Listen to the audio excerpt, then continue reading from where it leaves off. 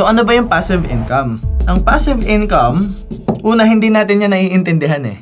Most people will assume pag kumikita ka nang wala kang ginagawa, passive income na yon. But the problem with this is how passive is your passive income?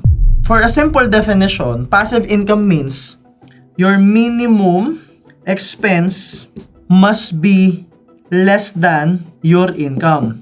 Ito guys yung definition ng tinatawag na freedom. So ibig sabihin, kung gusto mo ng financial freedom, kailangan mas mataas yung passive income mo sa minimum expense mo.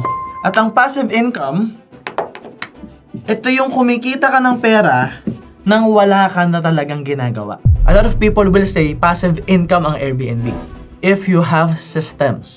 Pero yung Airbnb, kung ikaw yung naglilinis, ikaw yung nagpapalit ng bedsheet, ikaw yung tumatawag, ikaw yung nagbo-book, ikaw yung nag-a-assist sa kliyente, it is an active income. Kasi employed ka pa rin dun sa Airbnb, ikaw pa rin yung nagtitake ng action. Meron lang illusion na passive income siya. Pero it's still an active income kasi ikaw pa rin yung nagko-close, so you have to be actively engaged in the business. So hindi siya passive income. And the more na ginagawa mong passive yung income mo sa isang negosyo, the more na mas marami kang binabayarang expenses at tao.